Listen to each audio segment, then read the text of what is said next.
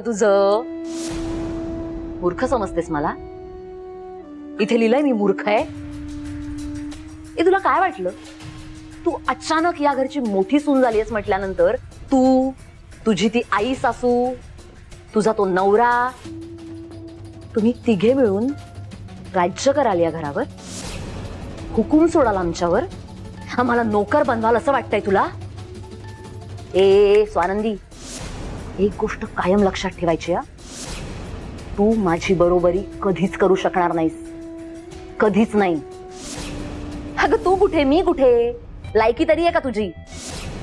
आणि मी डोक्यात आणलं ना तर मी काय करेन याची कल्पना सुद्धा नाही करू शकत तू. त्यामुळे लायकीत राहायचं.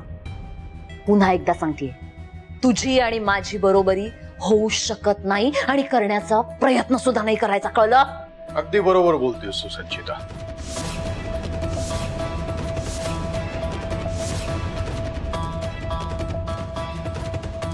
तुझी आणि तिची बरोबर होऊ शकत नाही.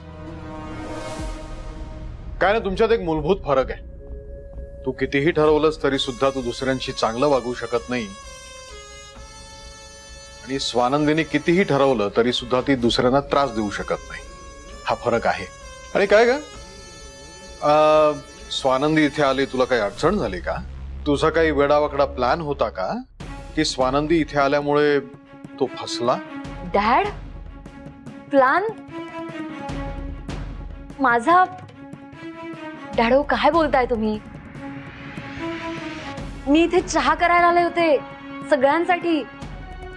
तुम्हीच म्हणालात ना चहा नाश्त्याची जबाबदारी माझी असेल म्हणून. डॅड, मी माझी जबाबदारी निभावतीये. स्वानंदीसाठी, मणीसाठी, वॉर्डनांसाठी, सगळ्यांसाठी चहा करायला आले होते. आणि मी हिला हेच सांगत होते की स्वानंदी, ही जबाबदारी माझी आहे. तू किचन मध्ये नाही आलीस तरी चालेल, विचारा डॅड तिला. संचिता, जबाबदारी तुझी असली तरी सुद्धा किचन स्वानंदीचं पण आहे. ती इथे केव्हाही येऊ शकते. संचिता, तुम्ही दोघीही माझ्या सुना आहात आणि तुम्ही दोघींनीही या घरामध्ये गुण्या गोविंदानं नांदावं एवढीच माझी इच्छा आहे. बरं झालं स्वानंदी तू इथे भेटलीस मला. मी तुला हाक मारणारच होतो. वकील आपल्या घरी येणार आहेत तुमच्या कामासाठी.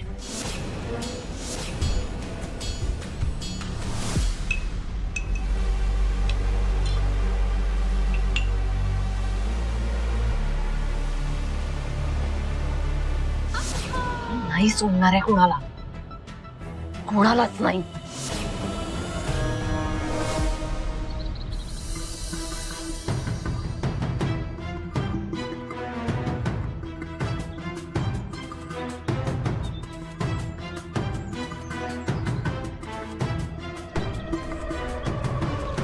Good morning ma'am.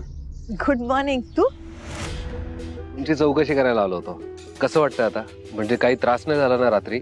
ऍसिडिटी वगैरे असं काही? नाही रे, मी अगदी ठणठणीत आहे. एवढा विचार नको करूस. किती काळजी करशील?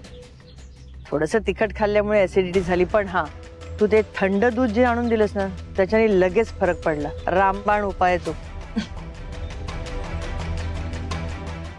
आणि तुला काय वाटलं हे असं थोडंसं तिखटाने वगैरे तुझी आई लगेच आजारी बिजारी पडणार? एवढी लेची पिची नाही रे मी.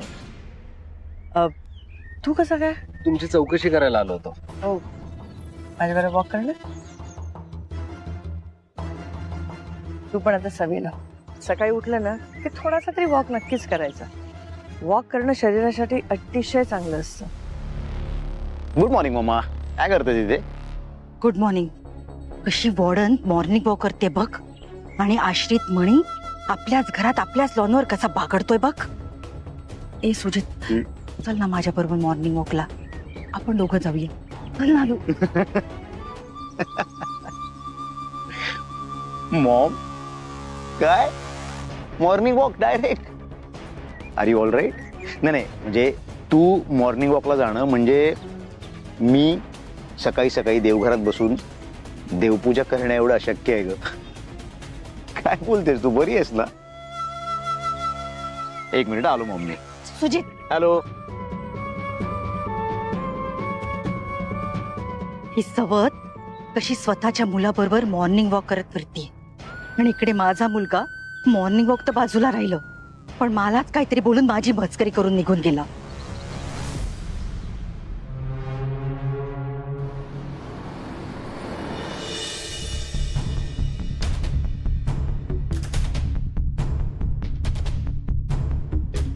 वकील साहेब,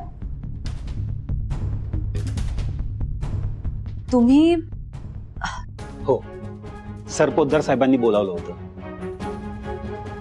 हा काही काम आहे सांगितलं होतं का? नाही, तसं काही म्हणाले नाही. महत्वाचं काम आहे या इतका निरोप दिला होता. अच्छा. या संचिता, जा त्यांच्यासाठी चहा करून आण. तोपर्यंत आम्ही कामाचं बोलतो. खरंच नको सर, कामाचं काय तेवढं सांगा, कारण मला लगेच निघायचं आहे, कोर्टातही जायचंय. काम महत्वाचं आहे म्हणून तुम्हाला मी लगेच बोलवलंय, आणि काम आमच्या कुटुंबाशी निगडीत आहे. या ना, या या या, बसा. आता या वकील साहेबांना सांगून डॅड सगळी इस्टेट मणी आणि स्वानंदीच्या नावावर करणार की काय? नाही नाही नाही नाही नाही, सुजितला हे सांगायलाच हवं. सुजित, सुजित खाली चल, आपली वाट लागली, चल. काय झालंय? सुजित खाली तो वकील आलाय. कोण वकील? सुजित असं काय करतोयस? डॅडना भेटायला त्यांचा वकील आलाय. चल चल. वकील साहेब,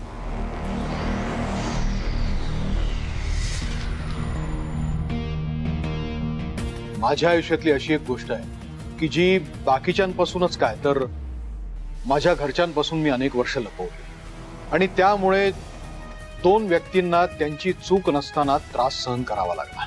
पण आता नाही, आता वेळ आली आहे की ही गोष्ट जगासमोर यायला हवी. कोणती गोष्ट? हा मणी, तुम्ही याला ओळखताच. हो, त्यांना कोण नाही ओळखत. आजवर मणीला सगळेजण एक आश्रित, मी जगवलेला, मी वाढवलेला ह्या नजरेतून बघत होते. पण आता नाही, कारण मणी एक आश्रित नसून माझा मुलगा आहे.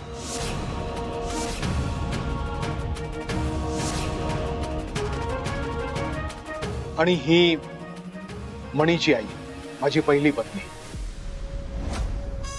नीलम.